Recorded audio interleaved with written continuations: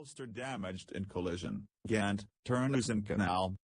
Update 0730 Clara collided with general cargo ship Poseidon, which was transiting canal en route from Ghent to UK.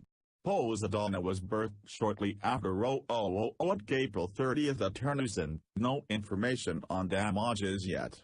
Clara, according to latest update, suffered water ingress. 04:00 General cargo ship Clara was seriously damaged late at night April 29 in Ghent Terneuzen Canal near Sluiskil Bridge, while proceeding to Ghent.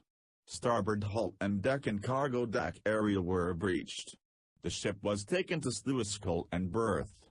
It is not known yet with what object did Clara collide, was it bridge or embankment or another vessel.